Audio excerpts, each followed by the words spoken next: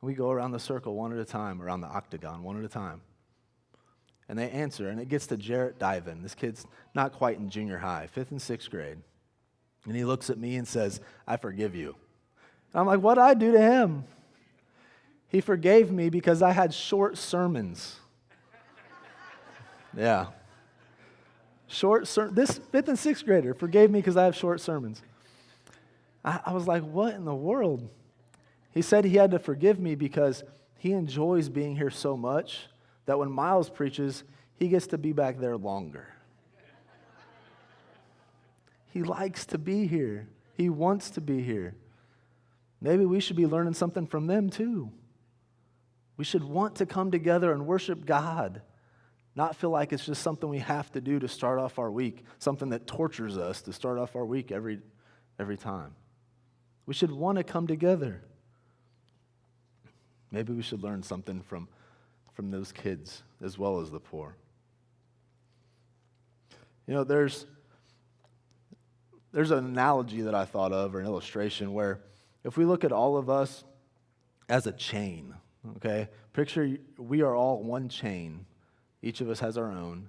Every time we do something wrong, we break a link in that chain. Now, if I actually had a chain up here, I'd have to get like a saw out and cut it. But for us, every time we commit a sin, we break a link. There's only one person that can put a chain back together, that can put a body back together, that can put our life back together, and that's Jesus Christ.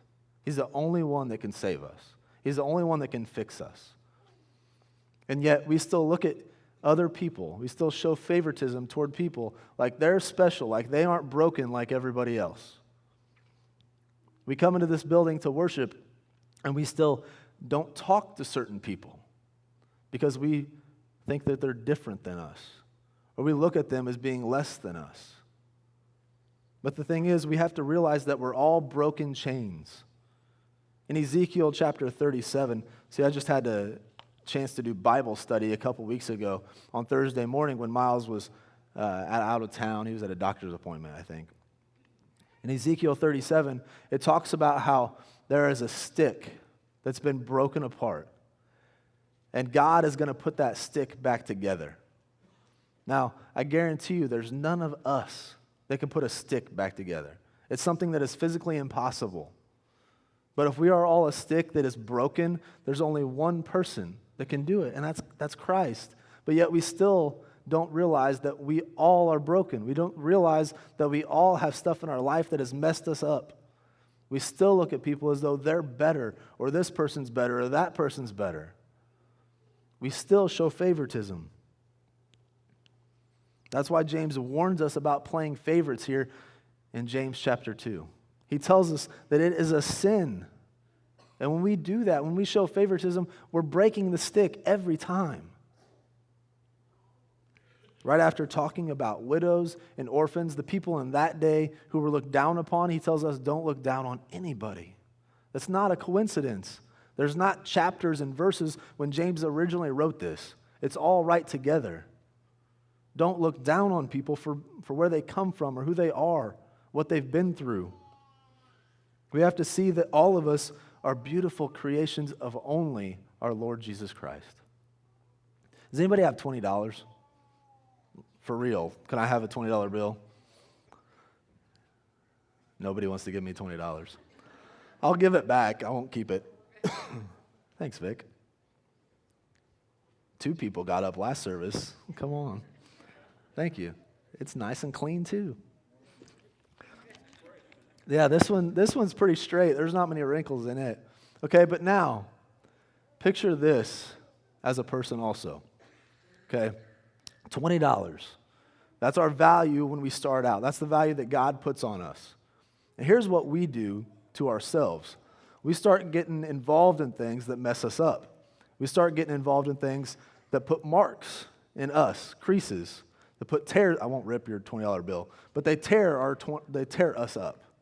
Okay? We get creases throughout life. We become addicted to things that change who we are.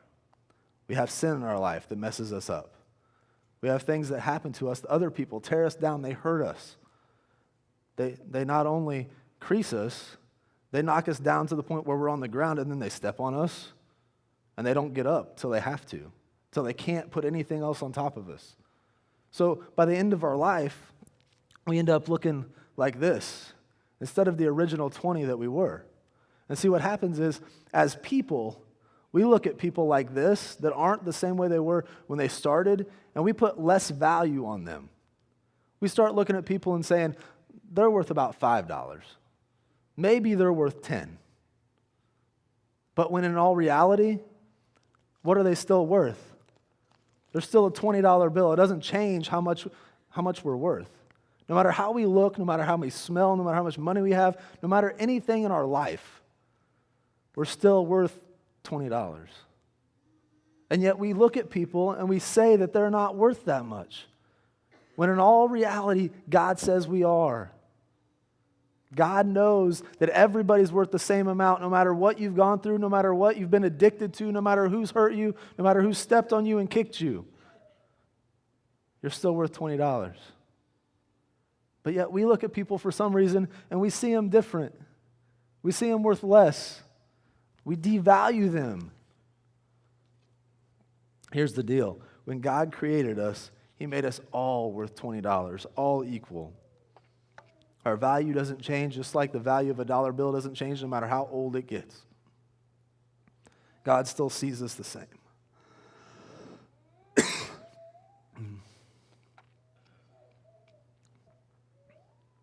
I don't care whether somebody seems like they're exactly like you or the exact opposite. They're still worth $20. It doesn't matter about the color of their skin, their cultural background, who they hang out with. James tells us that you just committed a sin when you showed favoritism toward anybody. Remember the parable of the tax collector and the Pharisee in Luke chapter 18? They go into a temple. The Pharisee goes straight up and starts praying to God, thanking Him that he's not the tax collector. The tax collector stays back. He won't even look up to God because he knows that he's not worthy. And he asks God for forgiveness, knowing that he's done things that are wrong. The Bible tells us that only one man walked away from that justified, and that was the tax collector who everybody hated. Think about how much of an impact we could have on the world if we started acting like the tax collector instead of the Pharisee. Think about how much of an impact we could have on the world if we started seeing people the way that Jesus did. I'm going to close with a short observation that I made while doing this sermon prep. Thursday night, I was talking to Megan, and Wednesday, we had come up with some things that we needed to do on Thursday, and I didn't get mine done. Okay, she did, I didn't. So she had a right to be a little aggravated at me, but she wasn't showing it. I could tell something was wrong, so I kept asking her, the way husbands do. We just keep asking until we can finally get it out of you. At least that's what I do. So finally she tells me, even though she doesn't want to, she tells me what's wrong. See, we've been married now for almost 2 years. But from the time that we started dating till now, I see her differently. See, when we first started dating, obviously, the first thing you see in a person is their physical appearance. That's the first thing you notice. And over time, hopefully you start to see them for who they really are. You start to see them for who they are inside as well as just their physical appearance. And by no means is she not as pretty as she was then, but I see her different now. See, that night, as I'm laying down to go to bed, I was thinking about this. I was thinking about what had just happened.